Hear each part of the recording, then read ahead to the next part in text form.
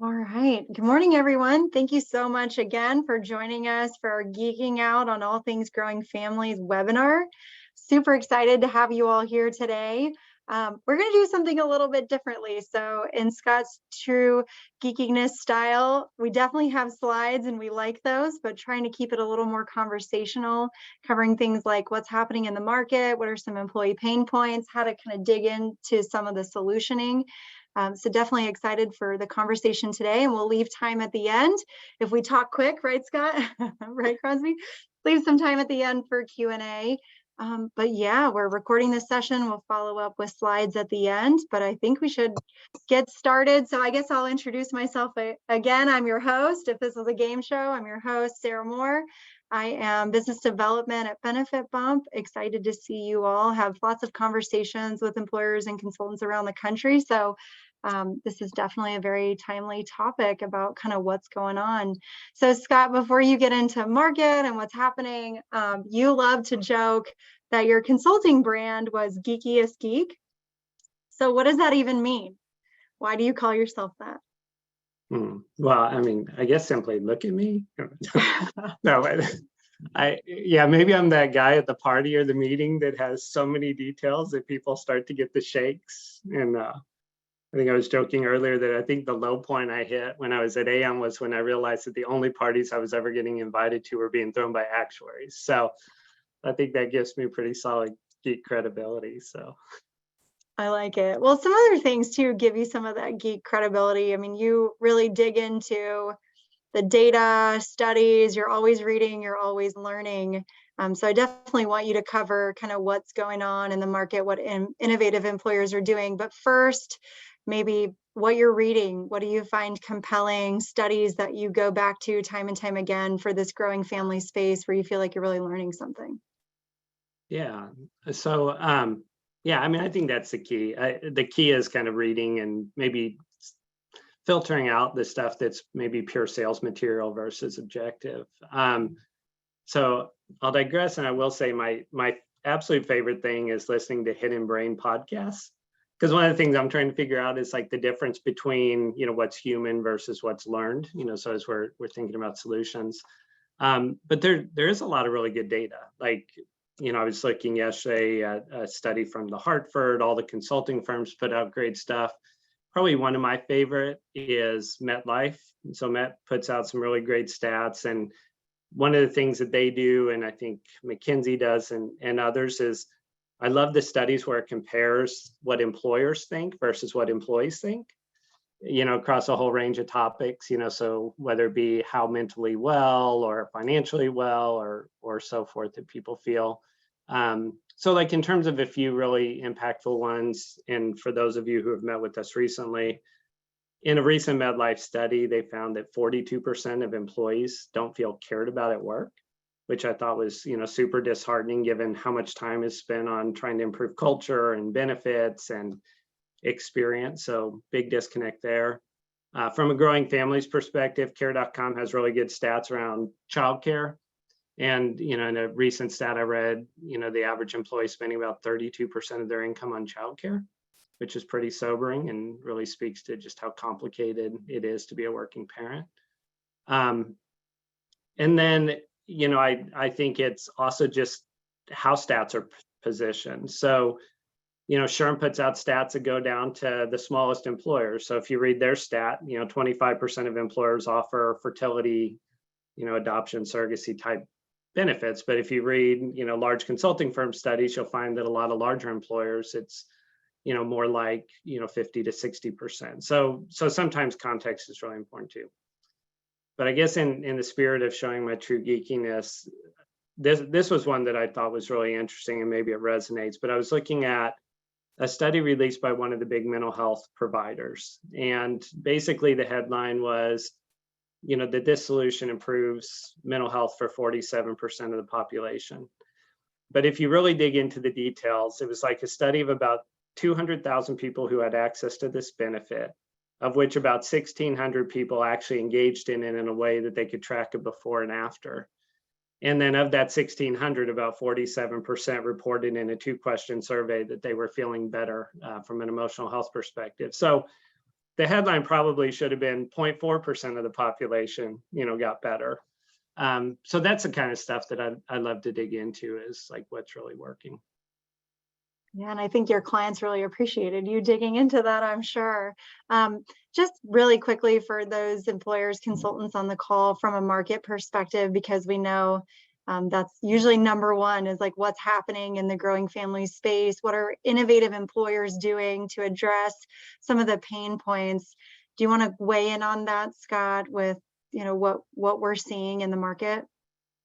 Yeah, so we like to do our own studies as well. And so we're just trying to get a sense for what employers are doing around what I'd say are probably the four big categories in this space. So it's pay replacement, childcare, all paths to parenthood from a family building perspective, and then breastfeeding support. So, definitely from a pay replacement perspective, a lot of paid parental leave.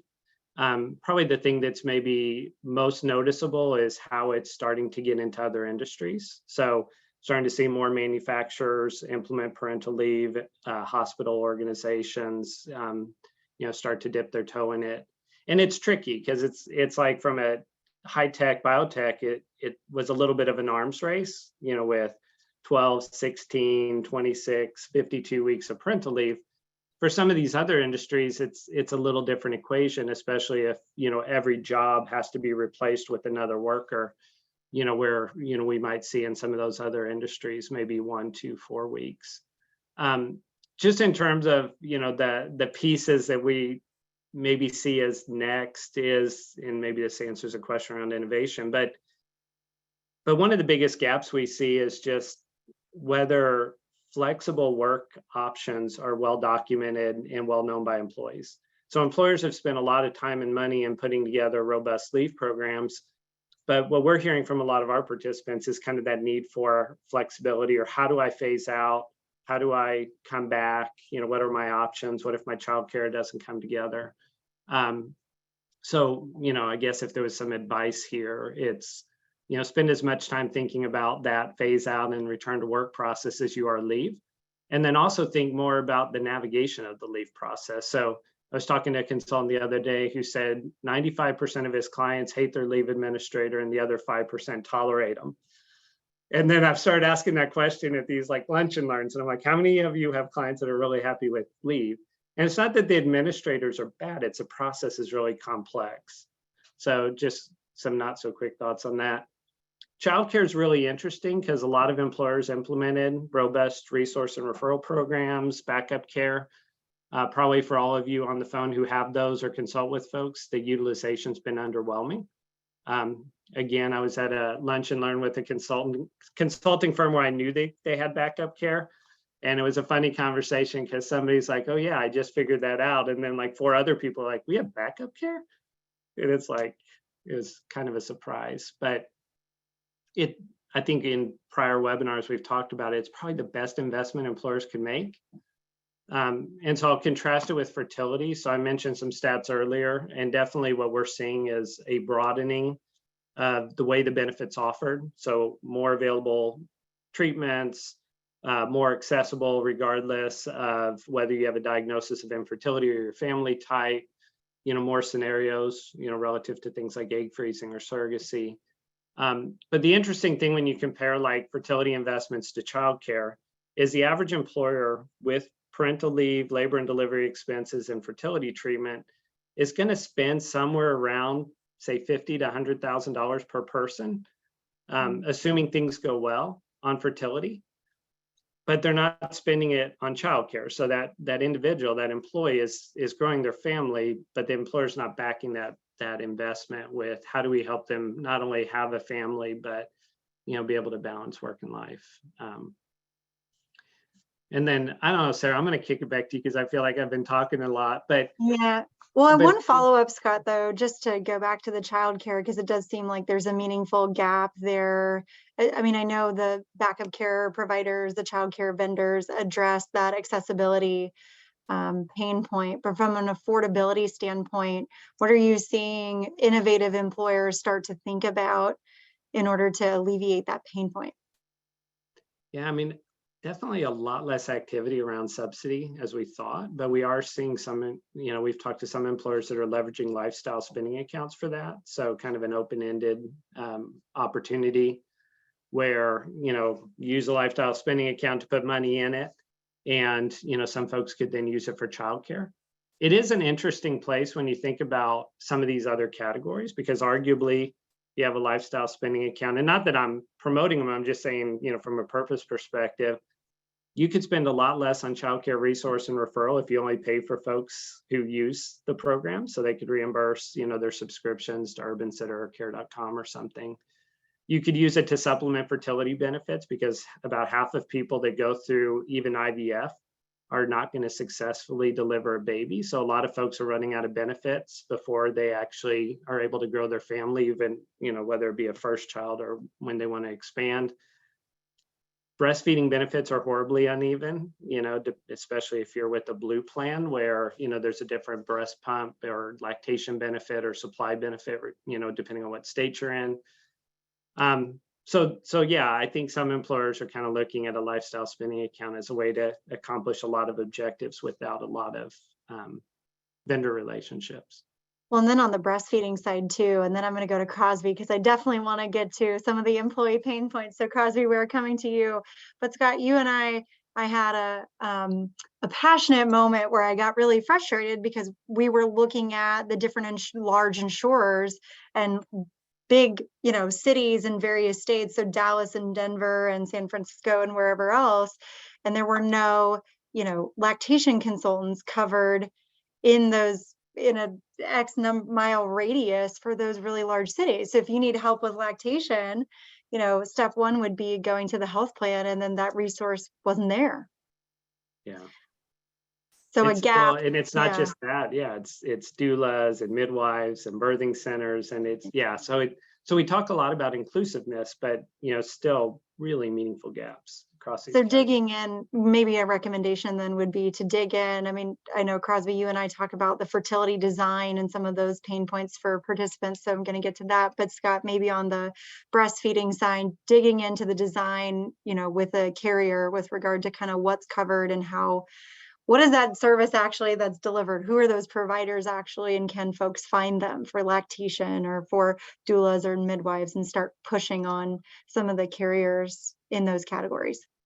Yeah, and another good study in the spirit of geekiness is Aeroflow Breast Pumps just put out a study, and I think the stat was something like 56% of expectant parents didn't realize that they had either breast pump benefits or lactation benefits through their health plan.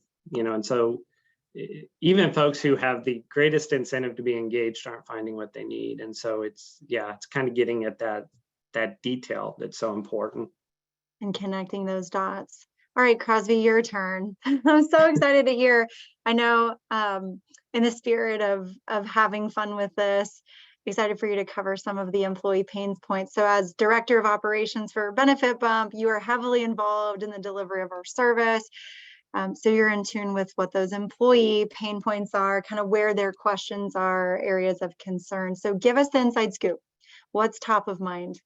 Yeah, and I think at the top of Sarah, you said we'll treat this as a game show, but maybe we treat this as a talk show, and we do it a la David Letterman style for top 10. But let's start with number 10. So while this might not be the most prominent, it's a really important event, and the sad reality is that it's the truth for about 1 in 4 parents. So loss, whether that's pregnancy loss, stillbirth, infant loss shortly after delivery. This can be a really complicated time for families emotionally, but also as it goes to their benefits. What leave am I now eligible for? Can I still get my paid parental leave? Can I get bereavement leave? How do I handle my life insurance? So while that might not be something that comes across employers' plates often, when it does, it's important. Number 9, we have accommodations, whether this is medical accommodations, but also work from home accommodations. This has become a top talking point for our participants as employers kind of go back to that return to office and that work from home solution and require people to be in office 5 days a week. That becomes a really confusing and frustrating point for employees and our participants. Number 8, we have personal relationships. So personal relationships can be a lot. It can be a personal relationship with an older toddler you already have, your manager, your partner, your spouse, but figuring out how to have open communication and how to work with those individuals in your life, whether again, it's your manager, your spouse, as you go through an exciting but also stressful journey of growing your family is often a top frustration point. 7, we have managing health. This is kind of a big category, but this is things like your physical health. So maybe you're a high risk and you're on bed rest and you're trying to figure out for our participants, how do I not go stir crazy while on bed rest for the next 3 weeks before I welcome my little one? Or maybe it's around your emotional health. You know, you have a history of postpartum anxiety or depression, and you're trying to take proactive steps to ensure that you have a better recovery this time. Really taking proactive steps, and to Scott's earlier point, treating those root causes. What are those individual stressors that kind of hike up that emotional health, lead to worse health outcomes? How can we help our participants and help employees growing their families manage those health concerns so they have a better outcome and a better experience on their journey? And then infertility treatment or fertility treatment coverage. This is a really big topic for employers. It's a big topic for our participants, although it is number 6 on this list. But like Sarah said at the top of this, you know, we have a really unique perspective at BenefitBump. We get to work one-on-one with individual employees and with a lot of different plans, and we get that unique lens of what isn't working in employer coverage and benefit plan design. Just the other day, we were working with a same-sex couple, 2 females, and they were seeking to undergo IVF, but lo and behold, their benefit plan to access fertility treatment required 6 rounds of IUI, which is really costly and can have negative health complications after you go through 6 rounds of it. But B, their plan didn't even cover donor services. So let's say they meet that 6 rounds of IUI, they pay that out of pocket, they make it through that 6 rounds, they're still then not even getting donor services covered for that fertility treatment. Number 5, budgeting. Hey, Crosby, can I go back to 6 then? Yeah. So just being really planful or mindful of what that actual experience is like, or what that actual kind of treatment path is like, as employers and consultants are helping to craft those plan designs then? Yeah, so it's 2 parts. It's 1, reviewing your plan design. So what's excluded, what are requirements to get coverage, but then it's 2, it's also giving employees resources to then extend their budget. So at our BenefitBump team, you know, if someone maxes out their fertility budget costs covered underneath their plan, we connect them to grants and scholarships and things like that in that community to help to continue to cover that cost after understanding and maximizing what is available through their employer. Moving on to 5, so that kind of ties back in with fertility treatment coverage, but budgeting. That's things like maximizing your HSA, your FSA, maximizing dependent care spending accounts. I can't tell you how many people don't realize that they have those accounts until they engage with BenefitBump. It's also just being smart about your growing family journey. So maybe that's an adoption journey and you pursue public adoption instead of private adoption, as that comes at a lower cost point. But budgeting is a big area of concern for us and our participants. And then breastfeeding, we'll talk about breastfeeding a lot at BenefitBump because it is such a core part of the growing family experience. We have a health system as one of our BenefitBump clients. They're the biggest health system down in South Carolina. And we had worked with a member of a director from their OBGYN team.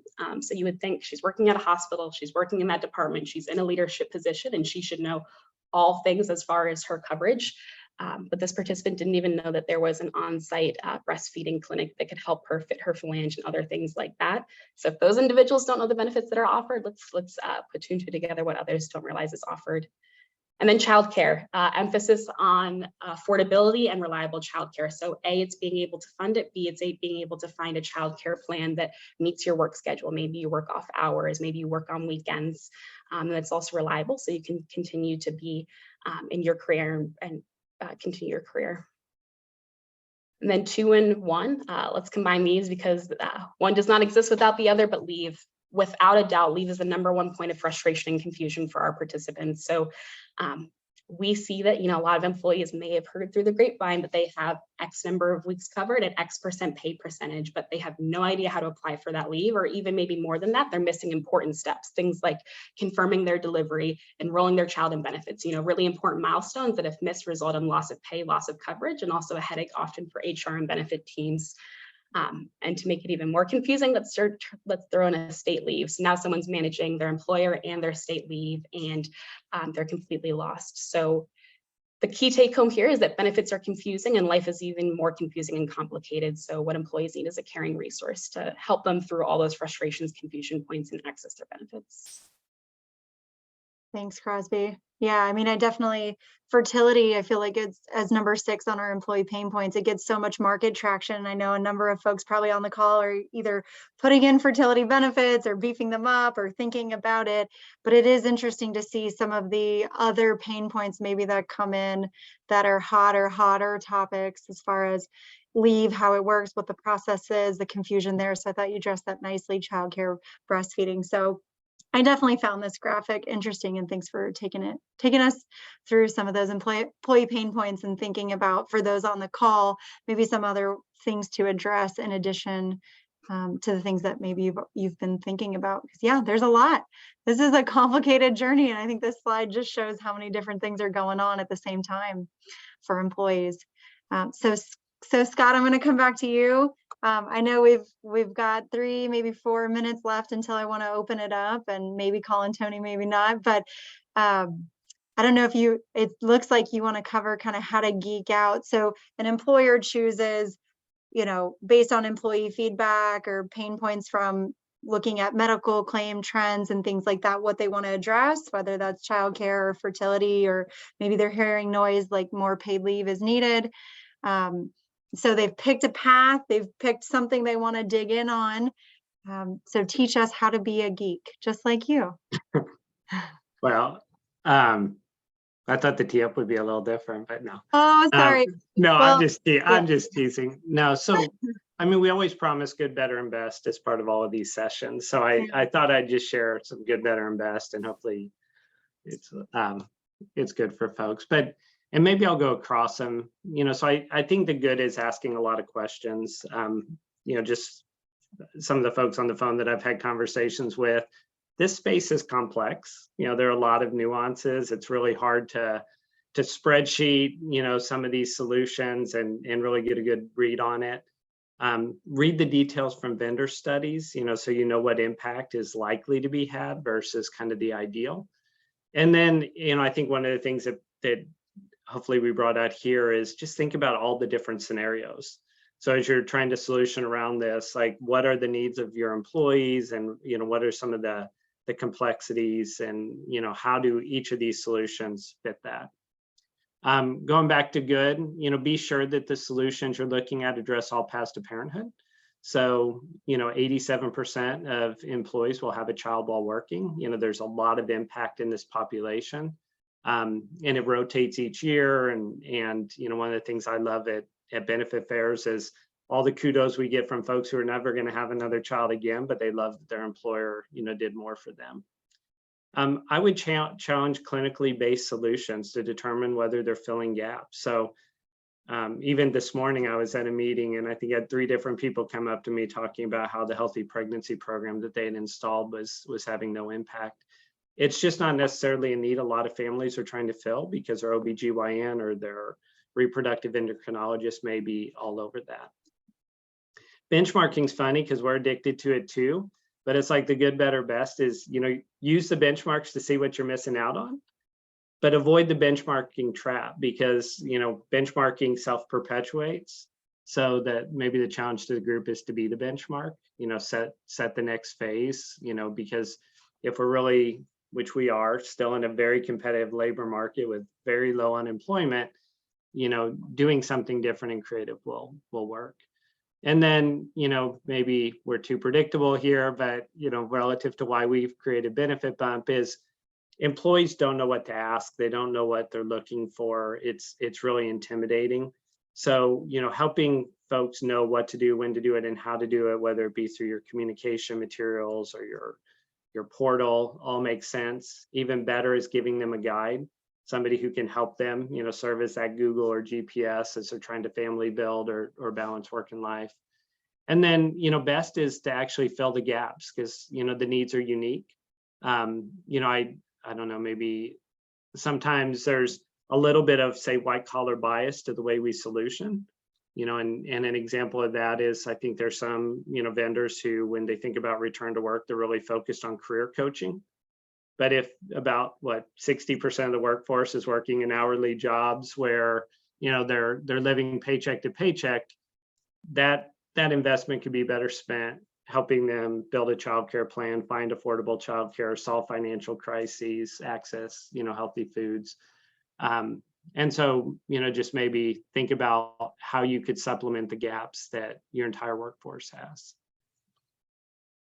I really want to open it up to questions, but Scott, I do love the graph, so maybe we'll leave it up and do Q&A there, but I love the math. I mean, this is one of the things that you and I talk about a lot, right? There's so many pain points, and this is just some of the growing families ones. I know we have consultants and employers on the call that are trying to address MSK, cancer, diabetes, weight loss, like the list is really long, but from a growing families perspective, if we're going to start somewhere, or if we're going to continue down the path, maybe we've done paid leave and we're trying to figure out beefing up fertility, childcare, breastfeeding. I do love this show me the math slide, because it is helpful to see kind of the dollars and cents that are spent, the percentage of the population that's impacted by that spend, and sort of the ROI, I think was the idea here. So not sure if you want to unpack this, or if we want to open it up for Q&A, because I know we definitely are excited to chat with folks that are on the phone.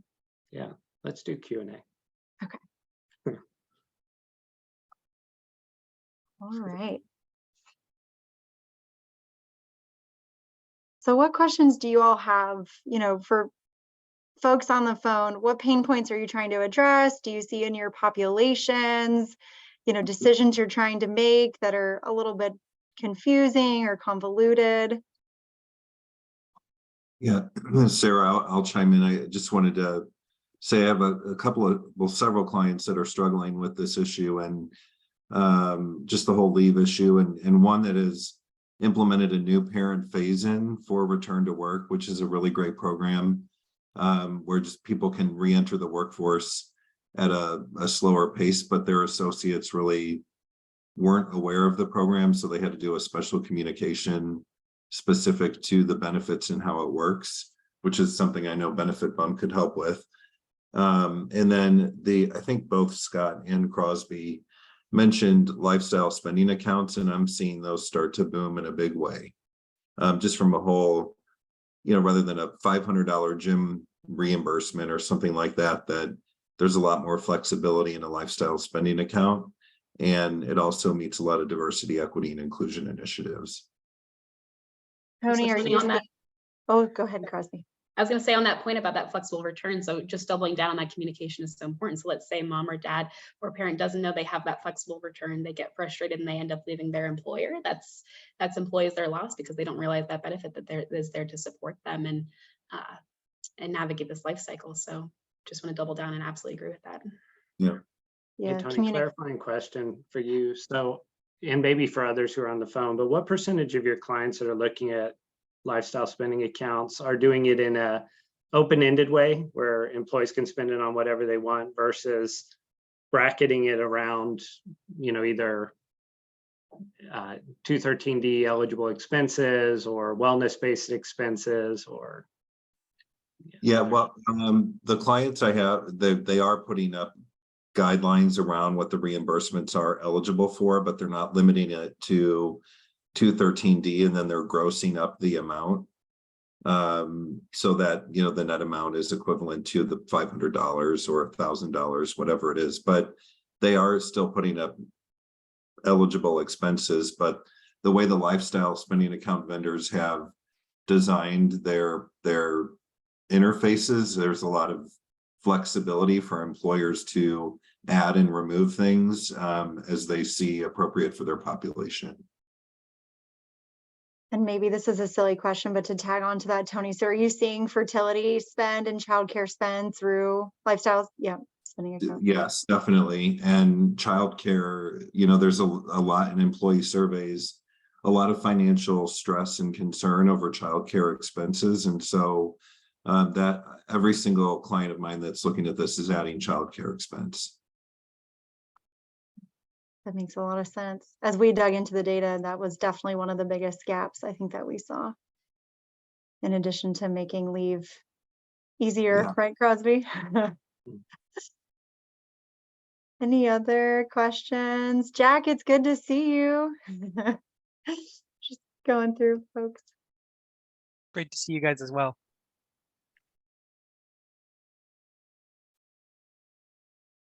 Anything else that you guys are working through, thinking about, have implemented that maybe isn't working and you're thinking about pathing in a different direction? Just so curious. This is a great group.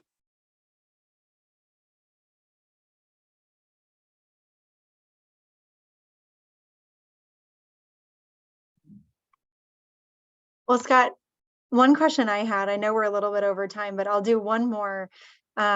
Just using my, like, what would you do? What would Scott do? So employers, as we talked about, are thinking about beefing up paid leave, fertility, childcare. Tony, as you mentioned, 2 ways to kind of address those are through the lifestyle spending accounts. But what's like a good next step? What would you, if you've got all these things you want to tackle, maybe from an ROI perspective, not sure which lens to use, but, and it probably varies depending on the population or the client's direct ask, but what would you tackle if you're the consultant with a group?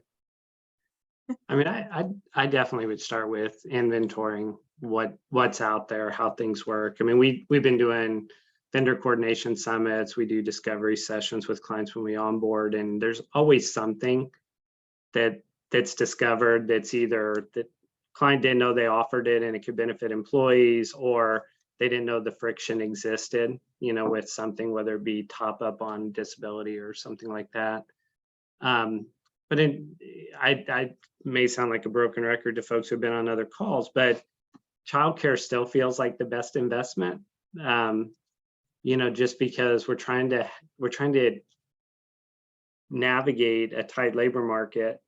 We're trying to provide supports that allow, you know, equity, and, you know, childcare I feel like it's a chicken and egg kind of situation where the more people seeking childcare will lead to more availability of childcare, but, you know, the reverse, I think, is what's happening now when it's not affordable and, you know, folks are trying to figure out other approaches. The economics of running a childcare center change dramatically. So it's probably the trickiest and most compelling.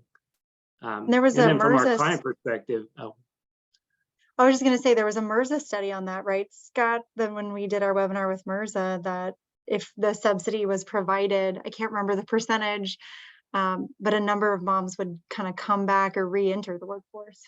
Yeah. But I think our employers, I would say most of them, it would be like, make the leave pain go away. So it's not just employees, employers are struggling as well. But a really good example, and I'll close with this. So we have a very large client we onboarded about 5 months ago. And in that time period, we've already helped their employees resolve almost 3,800 unique issues. So it just kind of speaks to the magnitude of, you know, so it's about, you know, they have about 1,800 births a year. We have about 1,600-ish participants, but it just kind of speaks to the magnitude and complexity of this space. So it's never just one thing. So very sorry complex. for running over. Yeah, thank you everybody for the extra time. Good to see you, Meredith and Christine, Candace, David, Derek. So good to see you. Thanks, Tony, for chiming in. Hopefully this was helpful. We will definitely circulate the deck, and happy to have deeper dive conversations around kind of what we're seeing, some of the successes and maybe some of the pain from our clients and their growing families. Thank you for joining us, and we look forward to chatting with you soon. Bye.